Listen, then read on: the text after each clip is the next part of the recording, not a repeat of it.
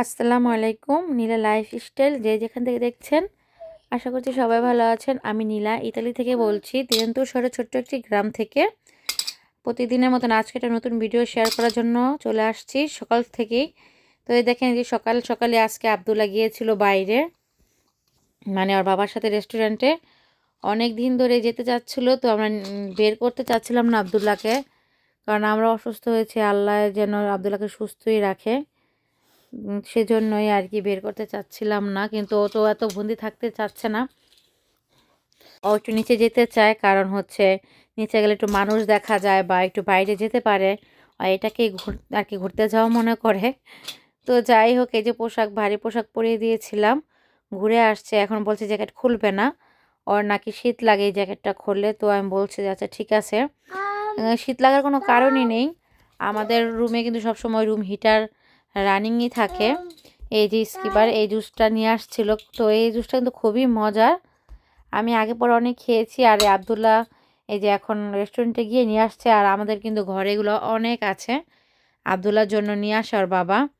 Super market থেকে বাচ্চাদের আর কি সাইড থাকে, ওইখান থেকে নিয়ে আসে। আর সবসময় পাওয়া যায়, ওইগুলো হচ্ছে মোটা ভারী কাগজের মধ্যে পাওয়া যায়। তারপর তো দেখলেন এই মা ছেলে একটু নাস্তা করেছে হালকা পাতলা, আমি ডিম খেয়েছিলাম। তো তারপর এই যে চলে আসছি রান্না করার জন্য। তো এখানে ডাল, বেশি কিছু রান্না করব না, ডাল রান্না করছি মূলা দিয়ে। এই যে এখন ডালটা একটু বাগার দিব পেঁয়াজ রসুন দিয়ে, পেঁয়াজ আর রসুন দিয়ে। তাই একটু ফ্রাই প্যানের মধ্যে তেল দিয়ে নিলাম, আর পেঁয়াজটা একটু আগে দিলাম। এই জন্য এই পেঁয়াজটা একটু ভারী হয়, সেজন্য ভাজতেও সময় লাগে। তো ভাজতে ভাজতে না রসুনটা পুড়ে যায়, সেজন্য। তো আল্লাহর রহমতে আমরা একটু সুস্থই হয়েছি, তারপরও কাজটা যাচ্ছে না আর দুর্বলতাও কাটছে না।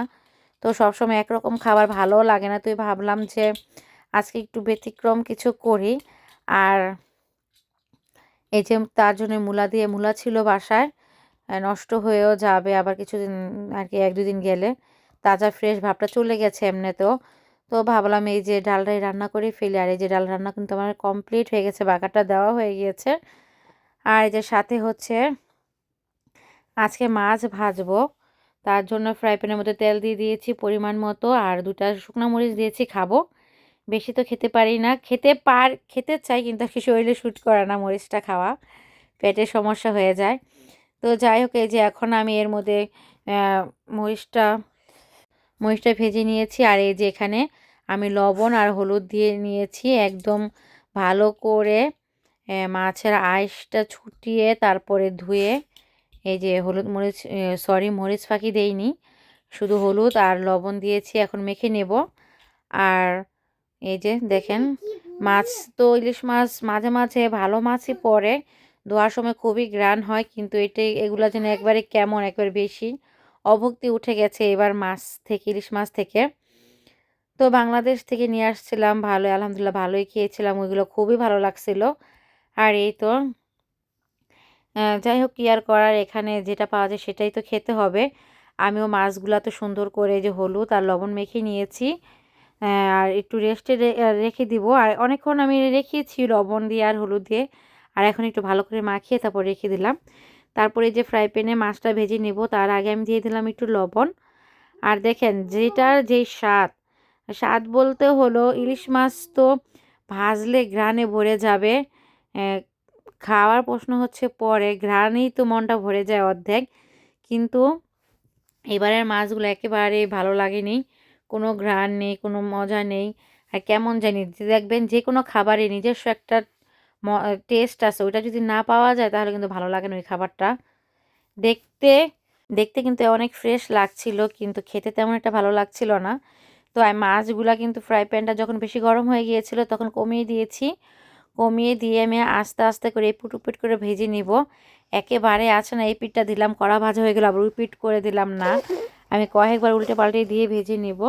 আর এই যে আমার পাশে কিন্তু আমার আব্দুল্লাহ আছে। আর এই যে এখন আমি ভাবছিলাম যে শুধু মাছই ভাজবো ডালের সাথে, তো আবার ভাবলাম বেগুনটা যেহেতু আছে, এটাও ফ্রেশ আছে, নষ্ট হয়ে যাবে। তো আবার আব্দুল্লাহ বাবা কাছ থেকে আসবে, শুধু এক পদ মাছ ভাজা ডাল দিয়ে খাবে। তো ভাবলাম আব্দুল্লাহও পছন্দ করে বেগুন ভাজা, তো ভেজে নেই। তারপরে ঝটপট করে কেটে ভেজে নিলাম।